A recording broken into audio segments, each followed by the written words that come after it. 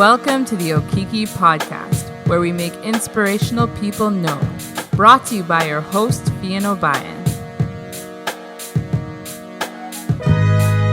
You are listening to the sounds of inspiration.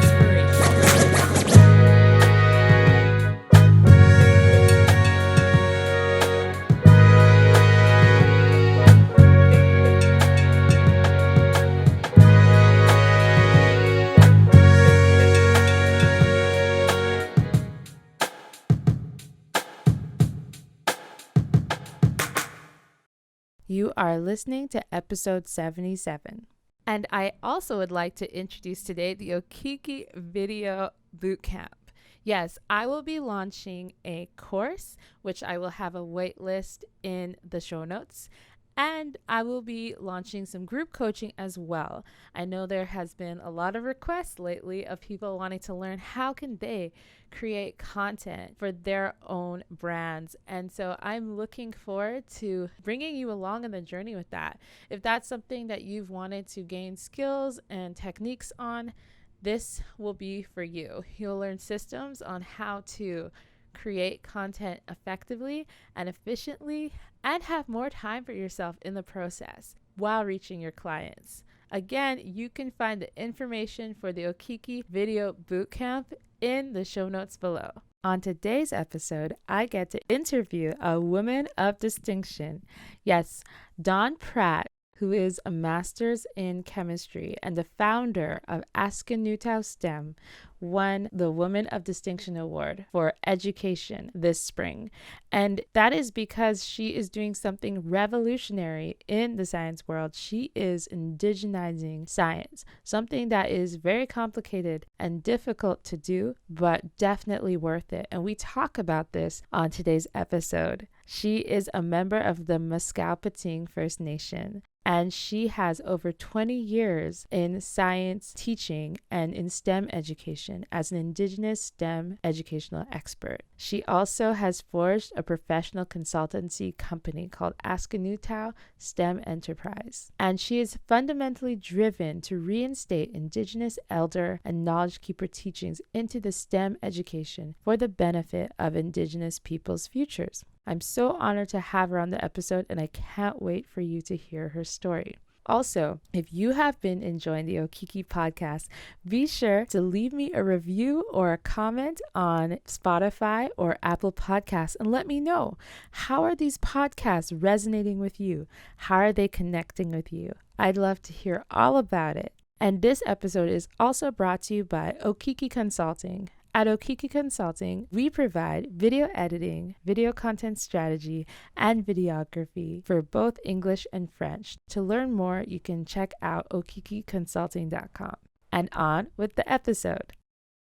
Hello, everyone, and welcome to the Okiki podcast. And today, I'm so honored to have a special guest. She's actually a woman of distinction right here in our city. She won for her category the YWCA Women of Distinction Awards, and her name is Don Pratt. She has a master's in science and chemistry, and she is a founder, and she's a member of Muscowpetung First Nation. She has a varied experience with her science background. She has forged a professional consultancy company, askenootow STEM Enterprise, as an Indigenous STEM educational expert for the past 20 years. So she's mixing STEM, science, technology, engineering, and math, and really bringing in and reinstating Indigenous elder and keeper teachings into the STEM education for the benefit of Indigenous peoples of the future. So this is very incredible. Science is already a huge undertaking. STEM and getting people involved in that field as a woman as well, but including your culture into this. So I'm just so honored to have you here today, Dawn. I'm so honored to have you here, and I was so excited to meet you. When we met, she had the most amazing outfits. She and her partner were just the most fashionable people there. And I just could not talk to Dawn. So thank you so much for being on the Okiki podcast today. Well, thank you for having me. Yeah, so let's get into your background. What was your kind of educational path that led to you even having an interest in STEM in the first place? Curiosity. I think I was curious, and then I just had a lot of, I guess they call it grit, to stay in the sciences, the math and sciences, and just continue because of the amount of grit I had, and perseverance really is what it comes down to. Yeah, I'd have to agree because the sciences aren't necessarily easy, especially when it gets to the post-secondary level. I've heard so many stories of the labs and the struggles a lot of students go through just to get through those courses. So I guess for you as an individual, what kind of made you feel that sense of grit and perseverance that you felt like this is worth pursuing? Um, I guess just my love for math and science. It was really the only thing I was interested in because I wasn't interested in English. I wasn't interested in social studies. I didn't like care for art. And so the only thing I was really interested in and was good at was math and science. So I just stayed in the math and science areas, and that's pretty much how it happened. That's so cool.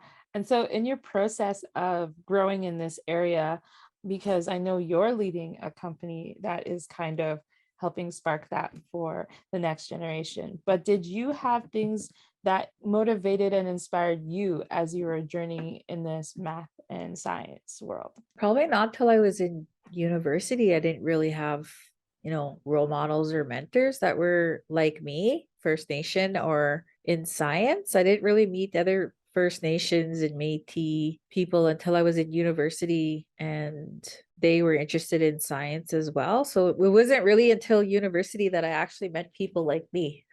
Hmm. And I had a professor that was First Nation, and he was teaching me physics, so he had like a master's in physics. So that was really my first time being exposed to others with my interests.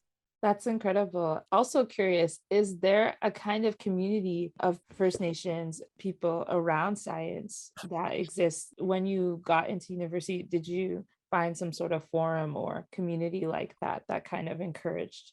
I attended the First Nations University of Canada, so a lot of us were Indigenous, and then they had a science department there. So that's where I really got to meet other students, and they weren't really, like, I'd say not all of them were Indigenous. Maybe a Mm, couple were in the science.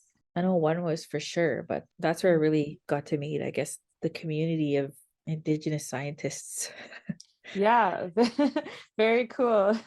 Yeah, so as you're growing in your knowledge of science and then also finding this community, at what point in your career, yeah, what were the next steps in your career? Did you go straight into this organization or did you yourself have some years of being in the career space or teaching in this area of math and science?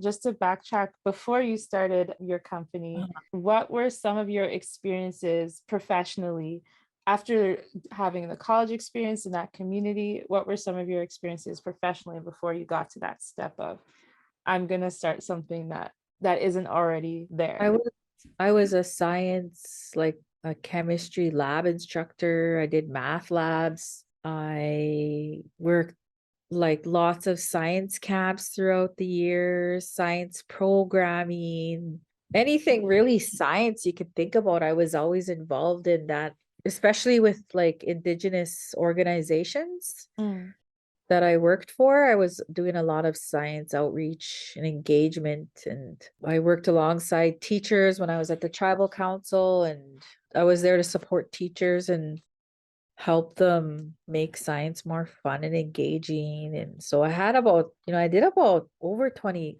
years of science in the classroom, anywhere really. So it was just all that is where my career life experiences, and seeing the gaps in education and seeing the gaps in mentorship and role models, just decided that there was a need there that needed to be filled. definitely. And clearly you're passionate about teaching the science, spending 20 years of working with all these organizations. So I love how you took all that learning and your community, and it wasn't just for you, like you shared that with others, which I think is very beautiful. I guess I wanted to kind of go into you now and the organization and the company that you've created. around teaching STEM. At what point did you begin to think, okay, you know what? I think I can actually mix my culture with the sciences and teach this. When did that come about? Well, I used to be a science ambassador and I was doing my graduate work in my graduate program. And I did a little bit of it, like indigenizing science, but I didn't realize I was indigenizing science. I just naturally did it. I had a buffalo like jawbone. And so the Yeah. students were learning about like herbivore, carnivore, omnivore, like that. And so I had them examine the teeth of this jaw to decide, what it ate, because you could tell Mm, sharp teeth, it ate meat. And I also had them try and figure out what animal it came from, because a lot of their parents are hunters. right. And so they would hunt animals, and then they would, harvest the animal, cut the animal up, and, break it apart. And so I knew that they had experience because myself, my uncle, like I was exposed to that too when I was young, like, Yeah. the harvesting of an animal. And so you'd see parts of an animal. So I knew they had that experience that I had. Yeah. So I put their life experience, brought it into the classroom, and got them to apply it with this jawbone. And so they were all really examining like the teeth and trying to figure out what it ate and where it came from. And then, I had a discussion of like where it came from. It was from a bison, and we had discussion what it ate. And then we had a discussion about like what this jawbone was used for by First Nations people with the bison. And so I didn't realize really though that I was indigenizing science. It was just so natural. But what I really started to focus on was when I worked at the tribal council and I worked at schools, and I started to see that there was like a big push for indigenizing education. What the big problem was, social studies isn't hard to indigenize. The teachers were having problems with is how do you indigenize science? Yeah. A lot of them didn't like science. They told me, I don't like science. I don't know how to indigenize science. Right. So that's when I started to realize that there was a big gap. But I also worked with an elder Mm, knowledge keeper at the tribal council who was also like working in the schools, and he was focused on language and culture. And but that's where pretty much I started to really figure out like, oh, okay, this is what I'm doing. And just by listening to him, I started to realize, wow, he has a lot of scientific knowledge. Like, but it's based on, oral histories, teachings, and just pure observation. And so yeah. this so similar to a science, like what you learn in science. You learn these skills in science, you learn observation, you learn, we document them. He knew his knowledge just from, oral teachings and oral Right. history. So that's pretty much where I started to realize, okay, this is what I've done. And this is what, just listening to him was like, oh, I could do this. Like I can connect our culture to the curriculum, like in particular the science curriculum, because that's where the big challenge was, is science and math. So that's what and then also, like language. So just pretty much listening to people around me, what was happening was like, okay, well, how do you indigenize science? Like there's no book. I could Yeah. have gone to a book and say, oh, this is how you indigenize science, right? There's Yeah. no books. So really, I just developed it from my own listening from people, Mm. teachers and the elders, and knowing that language is important or culture is important, and just connecting it to the curriculum. I always had to connect everything to the curriculum, right? Yeah. That's how everything just came together. Yeah. I feel like there's so many incredible facets of what you said. Well, first of all, as you mentioned, the teachers said they didn't like science. And I think there's already a barrier for people for science. Like it's very intimidating in a sense if it's not your passion.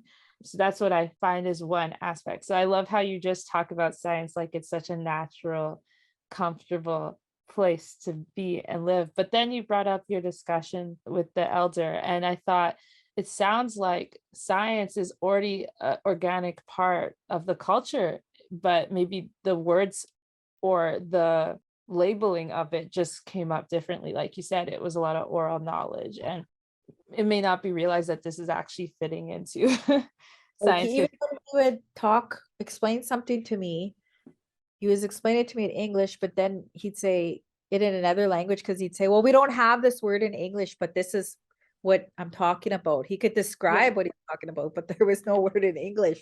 So that's when I started to realize, like, even the languages, you think about science, science has its own language. And Right.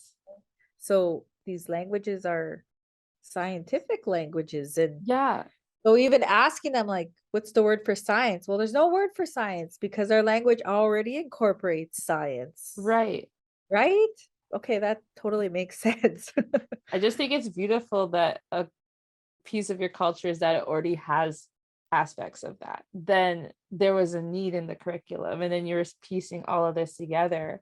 And so, yeah, I just kind of wanted to even delve into that. When you saw these pieces, you saw this need, and you're building it out, what were some of, I know you've mentioned a few and just the understanding from both ends, but what were some of the barriers when you were trying to launch this kind of new education, this brand, and this new concept of how to look at science? Actually, I did probably a lot of data analysis on LinkedIn, Mm, and I realized that people they're still very hungry for Indigenous worldviews and how the two come together, like Western, science and Indigenous knowledge, like how these two connect. And it was a lot of watching my LinkedIn and watching how much interactions I got on my LinkedIn. And I was mm, like, wow, people are hungry. I thought they're really hungry for this kind of knowledge. And that's where it just started to, I guess, watching those, my LinkedIn analytics and stuff really helped me, like, hone down on really what need is out there, mm, the mm, need, mhm. the big gaps. And that's pretty much how I started to think, okay, I should start my own, even if you do an environmental scan, you look at science centers, there's no Indigenous knowledge in there. Mm. Like, why are our arrowheads in a museum, but they're not in a science center, was my question. Or even like Yeah. buffalo, you talk about the buffalo museum, that should be like in a science center, not in a museum. To me, it was like, I see the buffalo as a scientific, it's science if you look Yeah. at it, like material science. You learn Mm. about materials in science. If you're going to make materials, you have to learn about your materials. The same with the buffalo or the bison. You have to learn about, like, they understood materials, Hmm. parts of the buffalo you could use, like even soap. Like, how did they know that you could use fat for True. soap? True. It's so How, scientific. and I was like, and I was kind of amazed too that nobody else was Thinking of that. talking about this or thinking about it, or like, it wasn't even in chemistry class or science class when kids are learning. So it was just pretty much all this kind of helped me formulate, okay, we need an Indigenous STEM company here in Saskatchewan because nobody else is really doing it.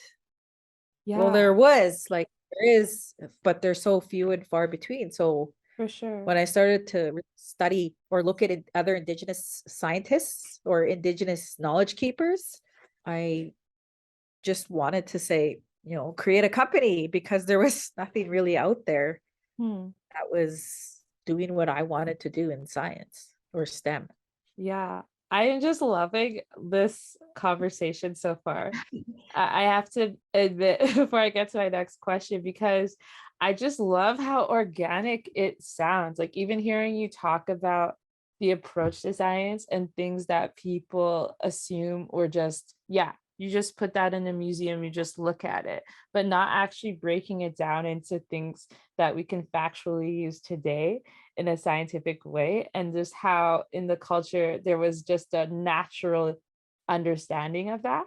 Yeah. I just think is a beautiful thing that it wasn't intimidating, but it was just a part of life.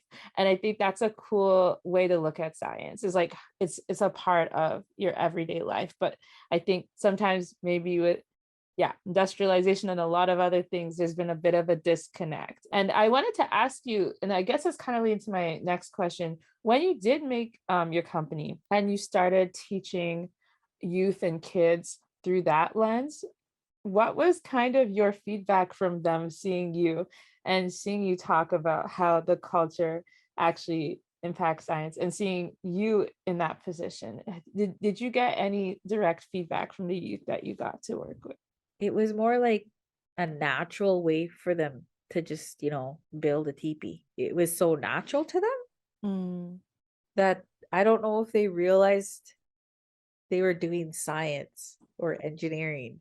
mm, Do you know what I mean? Like it was yeah, like, okay, let's build teepees, but like I don't think they understood that they were really doing science or engineering and math.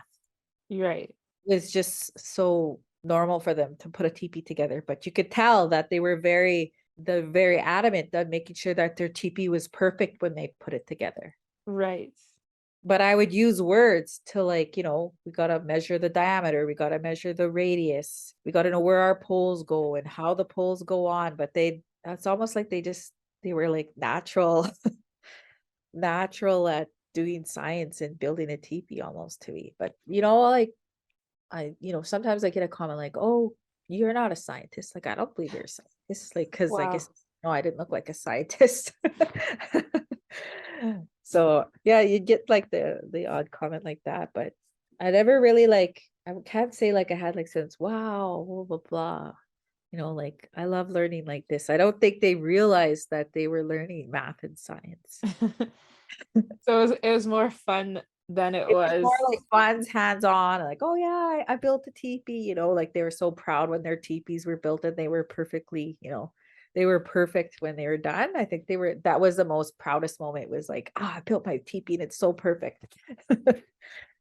That's so cool. And since you've launched this company and since you've launched this initiative, what has been the response even from the partnerships that you developed and built now that you have something that's trying to fill the gap? Has it been very positive and has there been a lot of traction? Like, yeah, I've had a lot of people reach out, like lots of organizations or companies reach out to me about wanting to be a partner, like supporting me somehow. Sometimes like I can borrow equipment. So I don't really have to worry about, buying my own equipment right now. I can usually just board or help with some kind of partnership where I deliver, but I have, equipment from my partners like that. So that's one of the ways I could keep costs down. I don't have to worry about big expensive equipment. But yeah, I get lots of people just really interested, science centers that are, some science centers reached out to me and there's a science center being started that they reached out to me like way before, but they just wanted to talk to me about workshops I could deliver. So it kind of just snowballed really on me. My focus was students, like Indigenous students and educators really was my focus. But then it just kind of snowballed into like universities and other science organizations that I didn't even know existed. And it's like the United States, like being invited to go speak there at professors all across the United States. It just really kind of blew up. I love it. I'm so excited for you. And the way you describe the gap and just how natural it is, it does make sense. Like when someone like yourself is talented enough to actually help people understand those connections, I could see why all of a sudden it's like, of course. And it's kind of going like rapid fire. So that's really exciting. Kind of like, am I the only one that sees this? Because there's so many Mm. scientists that, and I just thought, how can I be the only person or, that sees this, like sees the bison as more like a science like model or something you can use for science to study or learn from. Yeah, it's really interesting, and I think it kind of speaks to how, like, you living out your purpose, you're filling a gap that the world needs, and something that might seem so normal or natural to you isn't to everyone else. And I think that's what the cool part is that you living that out, you're actually making impact just by doing what's natural to you. And Yeah. and I wanted to ask too, in light of all that you've been doing, where do you see this organization in the next 5 years? If you could dream up big, where do you see the education and the impact of what you're building? I hope to expand with other, other Indigenous scientists working with me. And it's kind of started that way now because I have like others who are studying specific areas who have expertise in Indigenous STEM that they're starting to reach out to me. And so, like, even learning their perspective or how they're seeing math and music and language, for example. Just even learning about how they go about Mm, teaching those three together mm. is really interesting. So I'm hoping to expand, and I hope more Indigenous STEM professionals reach out to me, and I don't know. I think expansion somehow. Yeah, like maybe there's some sort of network with the different types of subjects and Like that perspective. I would really like to see an Indigenous knowledge and science center. Yeah, beautiful. And my final question for you is, what do you value the most about the position you're in today? I get to listen to like language keepers. I get to listen to them talk about the language, knowledge keepers, the students. Like I love being around the students and the educators who are trying to learn. Those would be the main, probably the big things I look forward to if I go somewhere. That's amazing. Thank you so much, Don. Thank you for being on the Okiki podcast. I have to say, it was just an absolute pleasure to hear your story. And even in this moment, you've educated me on the connections with science. So I can tell you're an amazing educator. And Thank just thank you so much for sharing with our audience today. All right, thank you for inviting me. Oh, and sorry, before I actually let you go, can you give our audience a small tidbit on where they can find you and learn more about what you do? Well, you can find me on LinkedIn. I'm really active on LinkedIn. That's what I keep most up to date. But I have a website at askenootow.stem.com. So you Awesome. can reach me there or on LinkedIn. Awesome. And we'll have that in the show notes as well.